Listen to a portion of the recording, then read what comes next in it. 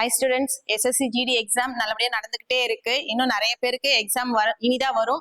அவங்களுக்கான முக்கியமான வீடியோ தான் நம்ம இன்னைக்கு பார்க்க போறோம். அதுவும் என்னன்னு பாத்தீங்க அப்படின்னா, இது வரைக்கும் 3 நாளா எக்ஸாம் போயிட்டு இருக்கு இல்லையா, அதுல மேக்ஸ் கேள்விகள் எப்படி வந்தது, எந்தெந்த டாபிக்ல இருந்து வந்தது, அதுவும் எந்த டைப்ல இருந்து வந்தது, ஒரு டாபிக்லயும் எத்தனை கேள்விகள் வந்திருக்கு அப்படின்ற மாதிரி தான் பார்க்க போறோம். ஓகேங்களா? இன்னைக்கு கம்ப்ளீட்டா இந்த 3 நாள்ல எக்ஸாம் எழுதுனவங்க கிட்ட ஃபுல்லா டிஸ்கஸ் பண்ணிட்டு அவங்களுக்கு அங்க மேக்ஸ் எப்படி இருந்துச்சு, அந்த இடத்துல அவங்க மேக்ஸ் எப்படி சால்வ் பண்ணாங்க, எங்கெங்க படிச்சதெல்லாம் அவங்களுக்கு யூஸ் ஆன மாதிரி இருந்தது, எந்தெந்த மாடல்லாம் கேட்டாங்கன்ற மாதிரி ஃபுல்லா மேக்ஸ் பத்தி A to Z இந்த 3 டேஸ்ல நடந்ததை பத்தி பார்க்க போறோம். கம்ப்ளீட்டா மேக்ஸ் அனலைசிஸ். ஓகேவா? இதுல ஒரு குட் நியூஸ், நமக்கு மேக்ஸை பொறுத்த வரைக்கும் ஒரு நல்ல விஷயம் என்ன அப்படின்னு பாத்தீங்க அப்படின்னா, வெண்டர்லாம் சேஞ்ச் ஆயிருந்தா கூட டாபிக் எதுவுமே சேஞ்ச் ஆகல. ஓகேவா? லாஸ்ட் 3 வருஷமா எஸ்எஸ்சி ஜிடில என்னென்ன கேள்விகள் என்னென்ன டாபிக்ல இருந்து வந்ததோ அதே பேட்டர்ன் தான், எந்த பேட்டர்னுமே சேஞ்ச் ஆகல. இதுலயும் அந்த லாஸ்ட் 3 இயர்ஸ்ல 2024ல எஸ்எஸ்சி ஜிடியோட ப்ரீவியஸ் கொஸ்டின்ஸ் இருக்கு இல்லைங்களா, அதை பேஸ் பண்ணி தான் இப்ப லாஸ்ட் 3 டேஸ்மே கொஸ்டின்ஸ் அப்படியே ரிஃப்ளெக்ட் ஆகுது. ஓகேங்களா? இப்ப ஸ்டூடெண்ட்ஸ்மே பாத்தீங்கன்னா 25 நல்லா ப்ராக்டிஸ் பண்ணிருப்பாங்க. 2024 எஸ்எஸ்சி ஜிடி கொஸ்டின்ஸ் நல்லா போட்டு பார்த்திருப்பாங்க.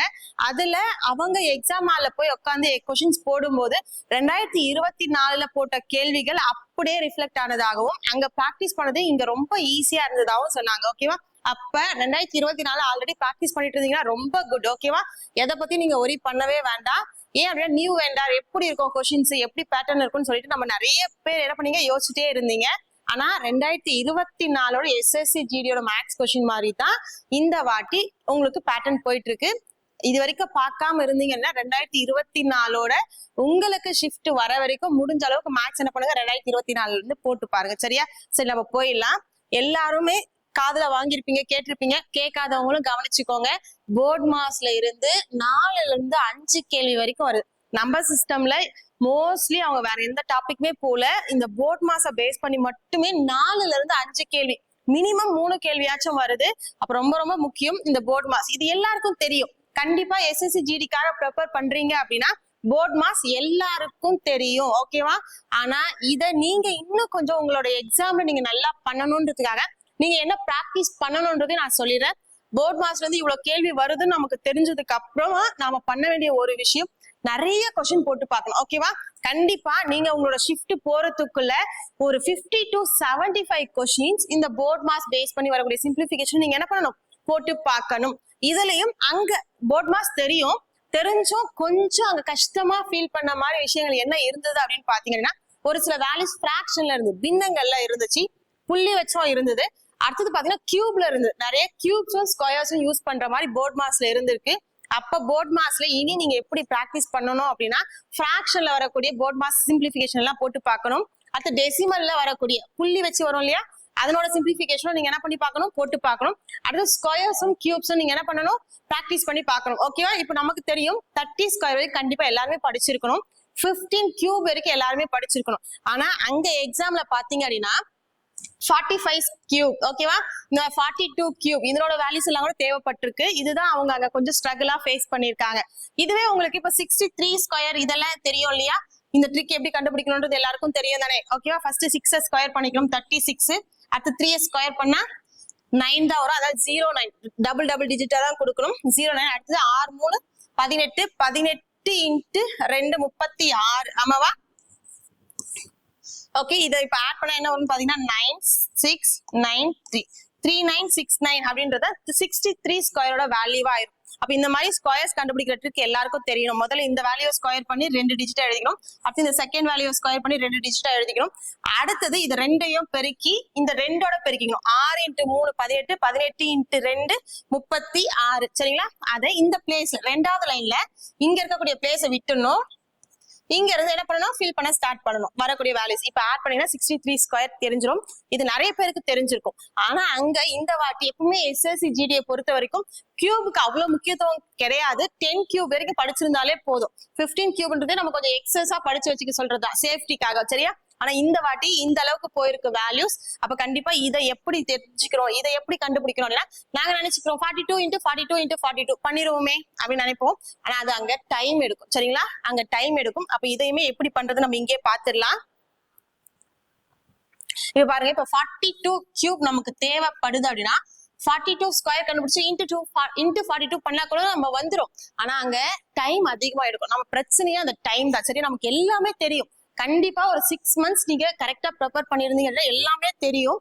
ஆனா அங்க நம்ம ஃபேஸ் பண்ணக்கூடிய ஒரு மேஜரான ப்ராப்ளம் டைம் அங்க இருக்கவே இருக்காது. அப்ப முடிஞ்ச அளவுக்கு இதை என்ன பண்றதுன்னு பாத்துடலாம். இதுக்கு ஒரு ஃபார்முலா ஞாபகம் வச்சுக்கோங்க. a cube 3a square b 3ab square b cube. ஓகேவா?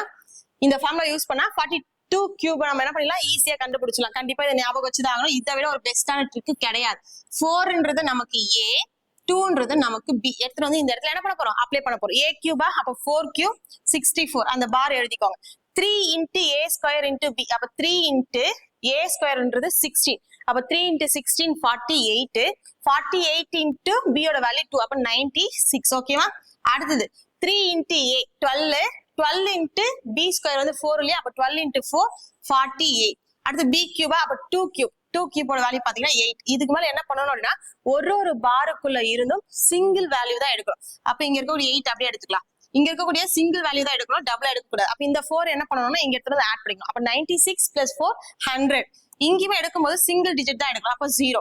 அடுத்து இங்க இருக்கக்கூடிய இந்த 10 எடுத்து வந்து இங்க என்ன பண்ணிக்கலாம், ஆட் பண்ணிக்கலாம். அப்ப 64 plus ஒரு 10 என்ன வரும்னு பாத்தீங்கன்னா 74. அப்போ 42 கியூபோட ஆன்சர் பாத்தீங்கன்னா 74,088. ஓகேவா? இதுதான் இதனோட கியூப். இந்த மாதிரி நீங்க எதுவா இருந்தாலும் 55 கியூப் 67 கியூப் எல்லாமே நீங்க என்ன பண்ணுங்க, இதே மாதிரி அப்ளை பண்ணி கியூப் வேல்யூ தேவைப்பட்டா என்ன பண்ணிக்கோங்க, எடுத்துக்கோங்க. ஓகேவா?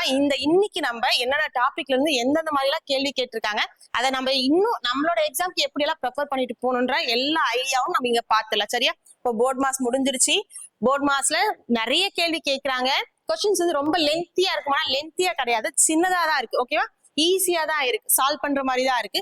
லாஸ்ட் 2 இயர்ஸ்ல கேட்ட போர்ட் மாஸ் போட்டு பார்த்தாலே எல்லா கேள்வியுமே போடுற மாதிரி தான் இருக்கு. ஏன்னா 2024ல நிறைய கேள்விகள் பின்னமா தான் கேட்டிருந்தாங்க. நிறைய கேள்வி பின்னமா தான் கேட்டிருந்தாங்க. அதை பிராக்டிஸ் பண்ணாலே இந்த வாட்டியுமே என்ன பண்ணிடலாம் அப்படின்னா நல்லாவே ஆன்சர் பண்ணிடலாம். சரிங்களா? அதுக்கு மேல கொஞ்சம் எக்ஸ்ட்ராவா இந்த வாட்டி புதுசா இருக்குது. இந்த மாதிரி கியூப்ஸ் எல்லாம் தேவைப்படுது. ஓகேவா? பெரிய வேல்யூஸோட கியூப்ஸ் எல்லாம் தேவைப்படுது. அதுவே என்ன பண்றதுன்னு சொல்லிட்டு நம்ம பாத்துட்டோம். சரிங்களா? ஓகே, அடுத்தது பாருங்க, ஆவரேஜ். ஓகேவா? ஆவரேஜ் வந்து ஒரு கேள்வி கேட்டிருக்காங்க. அந்த ஒரு கேள்வியுமே பாத்தீங்கன்னா ரொம்ப பேசிக்கா கேட்டிருக்காங்க. அது என்னங்க பேசிக் அப்படின்னா, இப்போ ஒரு 5 வேல்யூஸ் கொடுத்துட்டு 5 மதிப்புகள் கொடுத்துட்டோ 6 மதிப்புகள் கொடுத்துட்டோ அதனோட சராசரி என்னன்னு சொல்லி கேட்பாங்களா? அப்ப நம்ம என்ன பண்ணுவோம், எல்லாத்தையும் கூட்டி எண்ணிக்கையால டிவைட் பண்ணுவோம் இல்லையா? அந்த மாடல்ல இருந்து தான் ஆவரேஜ் கேட்டிருக்காங்க. ரொம்ப ஈஸியா தான் இருந்திருக்கு. ஓகேங்களா? அடுத்தது பாத்தீங்கன்னா LCM into HCF. ஓகே, இந்த ஃபார்முலா யூஸ் பண்ற மாதிரி ஒரு கேள்வி கண்டிப்பா SSCGல கேட்பாங்க. நம்ம லாஸ்ட் அந்த 50 கொஸ்டின்ஸ் ரிவிஷன்ல கூட பார்த்தோம் இல்லையா? அது மாதிரி தான் கேட்டிருக்காங்க. 2 எண்களோட பெருக்கல் பலன் கொடுத்துட்டாங்க. இப்ப 2 எண்களோட பெருக்கல் பலன் 1000 இல்ல 1500 ரூபாய் ஒரு வேல்யூ கொடுத்துட்டாங்க. அதோட LCM கொடுத்துட்டாங்க. கொடுத்துட்டு HCF என்னன்னு சொல்லி கேட்டிருந்தாங்க. இந்த ஃபார்முலா பேஸ் பண்ணி தான் இந்த வாட்டி LCM HCF வந்து கொஸ்டின்ஸ் வந்துட்டு இருக்கு. அப்படி இருக்கும்போது கண்டிப்பா LCM HCF இனி இவர்களுடைய எந்த ஷிஃப்ட்லயுமே டஃப் பண்ணவே மாட்டாங்க. ஈஸியா தான் இருக்கும், ரொம்ப ரொம்ப ஈஸியா தான் இருக்கும். அதனால நம்ம பயப்படவே வேணாம். ஏன்னா இந்த மாதிரி பேசிக் கேள்வி இந்த மாதிரி இம்பார்ட்டன்டான ஃபார்முலால இருந்து தான் இதுல எல்லாம் வரும்னு நம்ம கெஸ் பண்றோம் இல்லையா? அதுல இருந்து தான் கொஸ்டின் வந்துட்டு இருக்கு. அப்படின்னா இனி வரக்கூடிய எல்லா ஷிஃப்ட்டுமே நம்ம இது வரைக்கும் ப்ரிப்பேர் பண்ணதை பேஸ் பண்ணி தான் வரும். ஏதோ புதுசா வராது. நம்ம பயப்பட வேண்டியதே கிடையாது. இப்போ LCM HCFல இதை பேஸ் பண்ணி நம்மளோட புக்ல கிட்டத்தட்ட ஒரு 12 கேள்வி இருக்கு. இதை பேஸ் பண்ணி இந்த ஃபார்முலா பேஸ் பண்ணி எப்படி எல்லாம் டிஃப்ரெண்டா கேட்க முடியுமோ எல்லா கேள்வியுமே நம்மளோட புக்ல கவர் ஆயிருக்கு. அதை பார்த்தாலே இந்த மாதிரி கேள்விகள் எல்லாமே என்ன பண்ணிடலாம், அழகா அட்டென்ட் பண்ணிடலாம். சரிங்களா? அடுத்தது ரேஷியோ அண்ட் ப்ரொபோர்ஷன். ஓகேவா? இதுக்காக நம்ம ஒரு வீடியோவே போட்டோம். ரேஷியோ அண்ட் ப்ரொபோர்ஷன் பெரிய டாபிக். ஆனா அதுல ஒரு கேள்வி 2 மார்க் ஸ்கோர் பண்றது ரொம்ப ரொம்ப ஈஸி. ஒரு 20 கேள்வியோ 25 கேள்வியோ பார்த்தாலே போதும்னு சொல்லி ஒரு வீடியோவே நம்ம போட்டிருந்தோம். அந்த வீடியோ பார்த்திருந்தா இந்த ஒரு கேள்வி கண்டிப்பா எல்லாராலும் என்ன பண்ணிருக்க முடியும், ஆன்சர் பண்ணிருக்க முடியும். 4th ப்ரொபோர்ஷன்ல இருந்துதான் ஒரு கேள்வி வந்திருக்கு, ரேஷியோ அண்ட் ப்ரொபோர்ஷன். ஓகேவா? நமக்கே தெரியும் இல்லையா?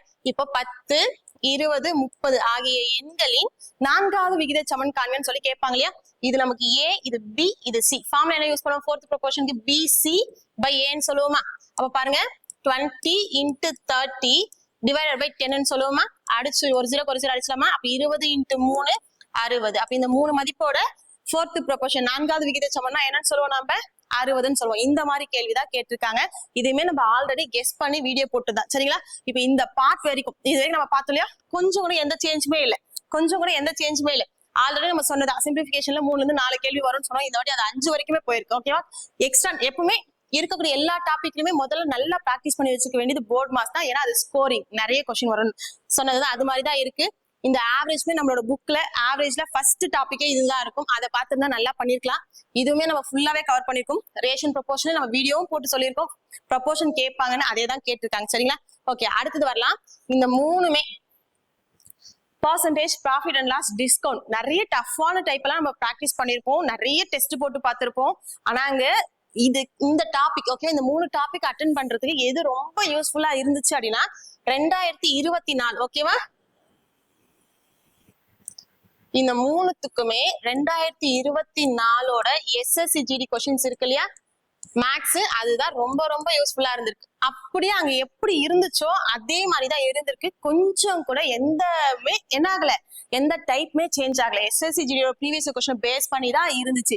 இது நம்ம ஸ்டூடெண்ட்ஸ்க்கு எல்லாருக்குமே கண்டிப்பா ரொம்ப யூஸ்ஃபுல்லா இருக்கும். ஏன்னா நம்ம யூடியூப்ல வீடியோஸ் ஆகட்டும், நம்மளோட டெஸ்ட் கொஸ்டின்ஸ் ஆகட்டும், நம்மளோட கிளாஸஸ் ஆகட்டும், நம்ம ஃபர்ஸ்ட் இம்பார்ட்டன்ஸ் எதுக்கு தான் கொடுப்போம் அப்படின்னா ப்ரீவியஸ் கொஸ்டினுக்கு தான். ப்ரீவியஸ் கொஸ்டின்ஸ் முடிச்சுட்டு தான் நம்ம ஹை லெவல் ஓகேவா டஃப் லெவலே கொஞ்சம் ப்ராக்டிஸ் பண்ணுவோம். அப்படி இருக்கும்போது அவங்க எல்லாருக்குமே இந்த டைப் ரொம்ப ரொம்ப ரொம்ப ஈஸியா இருந்திருக்கும். கண்டிப்பா இங்க மொத்தமாவே பாத்தீங்கன்னா ஒரு 4 இருந்து 5 கேள்வி இந்த ஏரியால கவர் ஆயிருக்கு. இது எல்லாராலுமே போட முடிஞ்சிருக்கு. ஜஸ்ட் இது வரைக்கும் கூட 2024 பார்க்கல அப்படின்னா கூட ஜஸ்ட் ஒரு ரிவைஸ் பண்ணுங்க, போட்டு பாருங்க ஓகே, ஒரு பிராக்டிஸ் பண்ணி பாருங்க. 2024 SSC GD எக்ஸாம் ரொம்ப ஈஸியா இருந்தது. அதை பேஸ் பண்ணி தான் கேட்டிருக்காங்க. ஒரு முறை என்ன பண்ணுங்க, இந்த profit and loss, percentage, discount இந்த 3 டாபிக்லயாச்சும் 2024 என்னென்ன கேட்டாங்களோ அதை கொஞ்சம் போட்டு பாருங்க ஓகேவா. இனி வரக்கூடிய உங்களோட எக்ஸாம்ஸும் கண்டிப்பா ஈஸியா தான் இருக்கும். சரிங்களா? அடுத்தது டைம் அண்ட் ஒர்க் ஓகேவா. டைம் அண்ட் ஒர்க்ல ஒரு கேள்வி கேட்டிருக்காங்க. அது ரொம்ப ரொம்ப ஈஸியா தான் இருந்திருக்கு.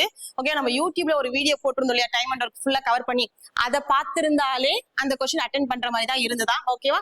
ABC 3 பேரோட டேஸ் கொடுத்துட்டு அதுல ஒருத்தர் செஞ்சா என்ன, இல்ல 3 பேர் சேர்ந்து செஞ்சா எவ்வளவுன்ற மாதிரி த்ரீ மெம்பர்ஸ் பேஸ் பண்ணி டைம் அண்ட் ஒர்க் கேட்டிருக்காங்க. அதுவுமே கேட்டப்ப அந்த யூடியூப்ல இருக்கக்கூடிய வீடியோஸ் பார்த்தாலே போதும், அந்த கேள்வி அட்டென்ட் பண்ணிடலாம் மேம், ஈஸியா தான் இருந்துச்சு அப்படின்ற மாதிரி தான் சொன்னாங்க. அப்ப டைம் அண்ட் ஒர்க்கு ஆல்ரெடி பார்த்துட்டு இருப்பீங்க நிறைய பேர். பார்க்கலாம், ஜஸ்ட் அந்த ஒரு வீடியோ பார்த்து இன்னொரு முறை என்ன பண்ணிக்கோங்க, ரிவைஸ் பண்ணிக்கோங்க. அந்த லெவல்ல தான் இருக்கு ஓகேவா. அதனால அந்த வீடியோ நீங்க பார்த்தாலே கண்டிப்பா வரக்கூடிய டைம் அண்ட் ஒர்க் கேள்வி உங்களால என்ன பண்ண முடியும், போட முடியும். இனி தேவையில்லாம நிறைய எல்லாம் என்ன பண்ண வேண்டாம், தேவையில்லாம ஓடி பயப்பட்டு தேவையில்லாம டைம் வேஸ்ட் பண்ண வேண்டாம். ஆல்ரெடி பார்த்திருந்தீங்கன்னா ரொம்ப சூப்பர், உங்களுக்கு இங்கேயுமே ஸ்கோரிங் வந்துடும். சரியா? அடுத்தது இன்ட்ரெஸ்ட் டாபிக் பொறுத்த வரைக்கும் நேத்து ஓகேவா வெனஸ்டே நடந்துச்சு இல்லையா, அதுல சிம்பிள் இன்ட்ரெஸ்ட் பேஸ் பண்ணி தான் கேட்டிருக்காங்க. அது நார்மலா ஃபார்ம்ல அப்ளை பண்ணி போடுற மாதிரி தான் கேட்டிருக்காங்க. இதுக்குமே நம்மளோட வீடியோல இருக்கக்கூடிய அந்த அளவுக்கான கொஸ்டின்ஸே போதும்னு சொன்னாங்க. அதை பார்த்திருந்தாலே கண்டிப்பா அட்டென்ட் பண்ணிருக்கலாம், ரொம்ப ஈஸியா தான் இருந்ததுன்னு சொன்னாங்க. அதே பிஃபோர் டேஸ்ல காம்பவுண்ட் இன்ட்ரெஸ்ட் கூட கேள்வி வந்திருக்கு ஓகேவா. ஆனா இது ரெண்டுமே போடுற மாதிரி தான் இருக்கு ஓகேவா. அடுத்தது பாருங்க, டைம் ஸ்பீட் டிஸ்டன்ஸ் பொறுத்த வரைக்கும் ஆவரேஜ் ஸ்பீடு வரும் நம்ம கெஸ் பண்ணோம்.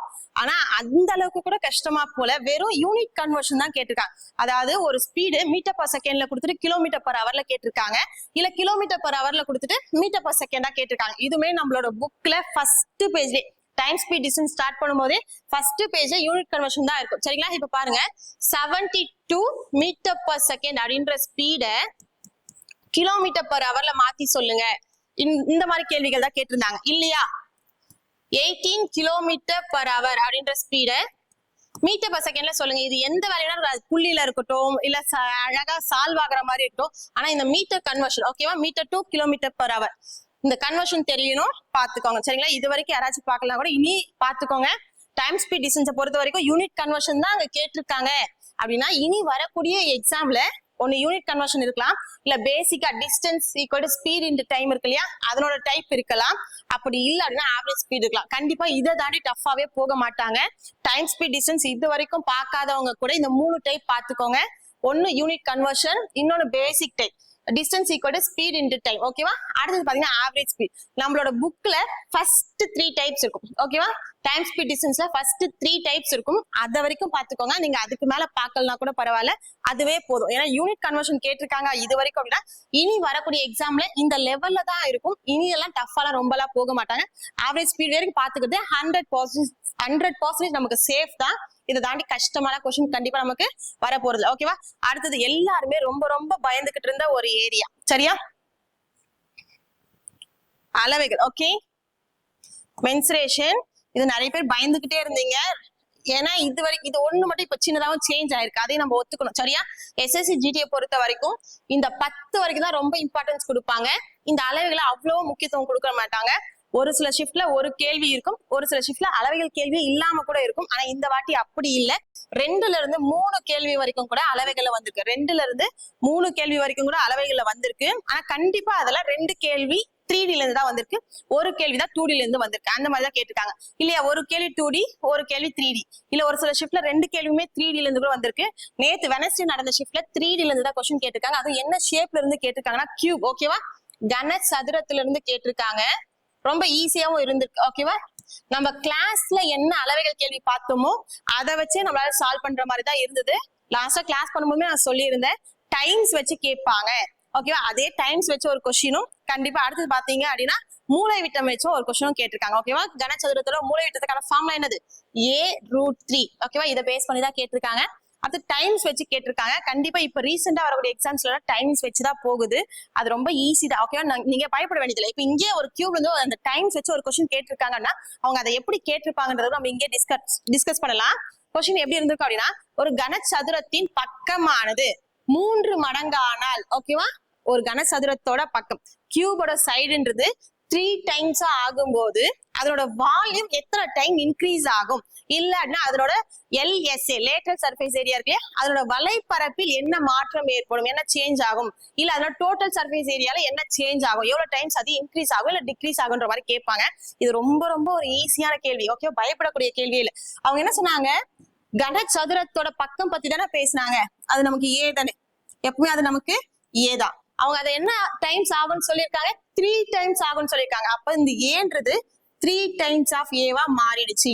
ஓகேவா? இது ஆரம்பத்துல, இது இப்போ புதுசா. சரியா?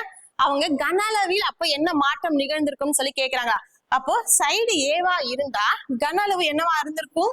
ஏ கியூபா இருந்திருக்கும். ஓகேவா? அதுவே இப்ப சைடுன்றது 3A மாறிடுச்சு. அப்ப இப்ப கன அளவுன்றது இது அப்படியே கியூப் பண்ணல, சைடு அப்படியே கியூப் பண்ணாதானே நமக்கு வால்யூம் கிடைக்கும். அப்ப 3 கியூப் பண்ணா 27, ஏவை கியூப் பண்ணா ஏ கியூப். ஓகே, எத்தனை டைம்ஸ் அது சேஞ்ச் ஆயிருக்குன்னு பாருங்க. ஸ்டார்டிங்ல 1A கியூபா இருந்திருக்கு, ஆனா இப்ப பாத்தீங்கன்னா அது 27A கியூபா மாறி இருக்கு. அப்ப எவ்வளவு டைம் இன்க்ரீஸ் ஆயிருக்குன்னு பாத்தீங்கன்னா 27 டைம்ஸ், 27 மடங்கு அது என்ன ஆயிருக்கு, அதிகரிச்சிருக்கு. அப்ப நம்மளோட ஆன்சர் பாத்தீங்கன்னா 27 மடங்கு, 27 டைம்ஸ், இல்ல வெறும் 27 கூட இருக்கும். இதுதான் நம்ம டிக் பண்ற மாதிரி இருக்கும். இது கன அளவில் ஏற்படும் மாற்றமா அவங்க கேட்டிருந்தாங்கன்னா. ஓகேவா? அடுத்தது இதுவே வலைப்பரப்பில் ஏற்படும் மாற்றம் அப்படின்னா LSA இருக்கு இல்லையா, அதுல. ஓகே, இப்ப பாருங்க சைடு வந்து ஏ, அப்ப வலைப்பரப்பு என்னவா இருந்திருக்கும், 4A² இருந்திருக்குமா? அதுவே இப்ப சைடு 3 டைம்ஸ் ஆயிடுச்சு, 3A ஆயிடுச்சு. அதே சப்போஸ் 4 டைம்ஸ்னா 4A, 2 டைம்ஸ்னா 2A, ஆஃப் ஆயிடுச்சு, பாதி ஆயிடுச்சுன்னா A/2. இந்த மாதிரி நீங்க எடுத்து வந்து ஃபார்முலா என்ன பண்ணணும், அப்ளை பண்ணணும். இப்ப சைடு 3A இருந்தா வலைப்பரப்பு என்னவா இருக்குன்னு பாருங்க, 4 × A இருக்கிறத 3N கொடுக்க போறோம், வேற எதுவும் இல்லை. ஓகே, கொடுத்தா என்ன வருதுன்னு பாருங்க, 4 × 3 12. அதுவே இங்க 3 நம்ம என்ன பண்ணணும், ஸ்கொயர் பண்ணணுமா? அப்ப 4 × 9 × A². அப்ப என்ன வருதுன்னு பாருங்க, 36A². ஆரம்பத்துல 4A² இருந்துச்சு, ஆனா இப்போ 36A² ஆயிருக்கு. அப்ப எத்தனை டைம் இன்க்ரீஸ் ஆயிருக்குன்னு தெரியணும் இல்லையா? அப்ப தெரியல அப்படியே அப்படின்னா புது வேல்யூவை மேலையும் பழைய வேல்யூவை கீழையும் கொடுங்க, சால்வ் பண்ணுங்க. ஓகே, A² போயிடுமா, 4 அடிச்சோம் அப்படின்னா 9 டைம்ஸ். அப்போ சைடு 3 டைம்ஸ் ஆகும்போது அதோட வலைப்பரப்பு எத்தனை டைம்ஸ் ஆகும்னு பாத்தீங்கன்னா 9 டைம்ஸ் இன்க்ரீஸ் ஆகும், 9 மடங்கு அதிகரிக்கும். இந்த மாதிரி தான் ஒரு ஃபார்முலாக்குமே கேட்பாங்க. கியூபுக்கு, கியூபாய்டுக்கு, ஓகேவா, கன செவ்வகத்துக்கு, உருளைக்கு, எல்லாத்துக்குமே கேட்பாங்க. இதே மாதிரி ஃபார்முலால தான் என்ன சைடு என்னவா ஆயிருக்குன்னு பாருங்க, அதோட ஃபார்முலால எடுத்துட்டு வந்து அப்ளை பண்ணி பாருங்க. எத்தனை டைம் சேஞ்ச் ஆயிருக்குன்னு பாத்தீங்கன்னா ஈஸியா சொல்லலாம். இப்ப இந்த மாதிரி கேள்விகள் போகுது. இதை நம்ம கிளாஸஸ்லயும் பாத்துருக்கோம், நம்மளோட ஆன்லைன் கோர்ஸ்லயும் இந்த மாதிரி வீடியோஸ் எல்லாமே நம்ம பார்த்திருக்கோம், கிளாஸ்லயே டிஸ்கஸ் பண்ணிருக்கோம். சரிங்களா? அது தெரிஞ்சா கண்டிப்பா என்ன பண்ணிடலாம், போட்டுலாம். ஆனா நீங்க தெரிஞ்சுக்க வேண்டிய ஒரு விஷயம், அளவைகள்ல நம்பர் ஆஃப் கொஸ்டின்ஸ் அதிகமா இருக்கு, இன்க்ரீஸ் ஆயிருக்கு. ஓகேவா? எப்பவுமே ஒண்ணுதான் கேட்பாங்க, கேட்காம கூட இருந்திருக்காங்க நிறைய ஷிஃப்ட்ல. ஆனா இந்த வாட்டி அப்படி இல்ல, 2 கேள்வி மினிமமாவும் மேக்சிமமா 3 கேள்வி அளவைகள்ல வருது. அதுலயும் 3Dக்கு ரொம்ப இம்பார்ட்டன்ஸ் கொடுத்திருக்காங்க. அதுவும் ரிப்பீட்டட் தான். இது ஒரே ஒரு நமக்கு இங்க ஒரு நல்ல விஷயம், நமக்கு சந்தோஷமான ஒரு விஷயம் என்ன அப்படின்னா, ப்ரீவியஸ் இயர்ல இருந்து தான் ரிஃப்ளெக்ட் ஆயிருக்கு. புதுசா எதுவும் கேட்கல, டஃபா எதுவும் கேட்கல. ப்ரீவியஸ் இயர்ல கேட்ட அளவைகள் கேள்வி போட்டு பார்த்திருந்தாலே இந்த ஏரியாவும் நம்ம என்ன பண்ணிருக்கலாம் அப்படின்னா சூப்பரா பண்ணிருக்கலாம். எல்லாம் இதெல்லாமே ஆல்ரெடி ப்ரீவியஸ் இயர்ல இருக்கு. சரிங்களா? இப்ப உங்களுக்கு இனி மேக்ஸ்ல பயம் வரக்கூடாது. மேக்ஸ் ரொம்ப ஈஸியா தான் போய்கிட்டு இருக்கு. ஓகேவா? எப்பவுமே ரீசனிங் ஈஸியா போகும், ஆனா இந்த வாட்டி மேக்ஸ் ரொம்ப ஈஸியா போய்கிட்டு இருக்கு. எல்லாமே ப்ரீவியஸ் பிராக்டிஸ் பண்ண எல்லாருக்குமே மேக்ஸ் ரொம்ப ஈஸியா இருந்திருக்கு. ஓகேங்களா? இந்த ஷிஃப்ட்ல ஓகேவா, இந்த ஷிஃப்ட்ல அட்டென்ட் பண்ண ஒரு ஸ்டூடெண்டோட மேக்ஸ் ஸ்கோர் பாத்தீங்க அப்படின்னா 20க்கு 17 கேள்வி போட்டிருக்காங்க. 20க்கு 17 கேள்வி போட்டிருக்காங்க. ஆனா அவங்களே சொன்னது ஓகேவா, அவங்களே சொன்னது மேம் கொஞ்சம் டென்ஷன் ஆகாம இருந்திருந்தேன் அப்படின்னா, ரீசனிங்ல கொஞ்சம் டைம் எடுத்துருச்சு, அங்க நான் கொஞ்சம் ஸ்பீடா பண்ணி இருந்தேன் அப்படின்னா 20க்கு 20 போட்டிருக்கலாம். எல்லாமே நம்ம கிளாஸ்ல பார்த்தது டிஸ்கஸ் பண்ணதா தான் இருந்துச்சு, ஈஸியா தான் இருந்துச்சு. எனக்கு கொஞ்சம் டைம் கிடைக்காதனால என்னால ஒரு சில கேள்விகள் என்ன பண்ண முடியாம போச்சு, யோசிக்க முடியாம போச்சுன்னு சொன்னாங்க. ஆனா இதுவே ரொம்ப ரொம்ப குட் ஸ்கோர். கண்டிப்பா அவங்க கட் ஆஃப் கிளியர் பண்ணிடுவாங்க. நெக்ஸ்ட் வீக் பிசிக்கலும் வரதாவும் சொல்லியாச்சு. ஏன்னா அந்த அளவுக்கு குட் ஸ்கோர். ஓகே, மேக்ஸ் 20க்கு 17ன்றது நிஜமாவே ரொம்ப குட். ஓகே, ரொம்ப அவங்க இதுக்காக ஸ்ட்ரெஸ் பண்ணியோ ரொம்ப அவங்க மேக்ஸ் சூப்பரா பண்ணக்கூடிய ஆளெல்லாம் கிடையாது. ஆவரேஜான ஒரு ஆள் மட்டும்தான். ஆனா கரெக்டா அவங்களால நல்லா பண்ண முடிஞ்சதுன்னு சொன்னாங்க. ரொம்ப ஹாப்பியா இருந்துச்சு. இனி எக்ஸாமுக்கு போகக்கூடிய நீங்களுமே ஓகேவா, இன்னைக்கு நம்ம சொல்லக்கூடிய ஒரு சில விஷயங்கள் எல்லாம் நோட் பண்ணிக்கோங்க. இதுல ஏதாச்சும் நீங்க பார்க்க மிஸ் பண்ணிட்டு இருந்தா ஒரு முறை பார்த்துக்கோங்க. உங்களுக்கு நீங்க மேக்ஸ் எல்லாம் முடிச்சிட்டீங்க அப்படின்னா இந்த இப்ப நடந்துட்டு இருக்க எஸ்எஸ்சிஜில மேக்ஸ் நல்லா பண்றதுக்கு 2024ஓட எஸ்எஸ்சிஜிடி கொஸ்டின்ஸை கொஞ்சம் பிராக்டிஸ் பண்ணுங்க. ஓகேவா? அதை பிராக்டிஸ் பண்ணா போர்ட் மார்க்ஸ் நல்லா பண்ணலாம். ஏன்னா இதுல பிராக்ஷன்ல இருந்துச்சு, அதே மாதிரி இப்பவும் பிராக்ஷன்ல தான் வருது. ஓகேவா? இதுல என்ன கேள்விகள் அளவுகள் இருந்ததோ அதே தான் இப்பவும் வருது, அதே மாதிரி தான் ரிப்பீட் ஆகுது. இதுல என்ன இருந்துச்சோ அதே தான் இந்த ப்ராஃபிட் அண்ட் லாஸ் டிஸ்கவுண்ட் பர்சன்டேஜ்லயும் கேட்டிருக்காங்க. அப்படி இருக்கும்போது நீங்க இதனோட ப்ரீவியஸ் கொஸ்டின்ஸை பாத்தீங்க அப்படின்னா உங்களுக்கு கண்டிப்பா எக்ஸாம்க்கு ரொம்ப சப்போர்ட்டா இருக்கும். இது ரொம்ப முக்கியம். இதை பார்த்து பிராக்டிஸ் பண்ணிக்கோங்க. ஓகேங்களா? தேங்க்யூ.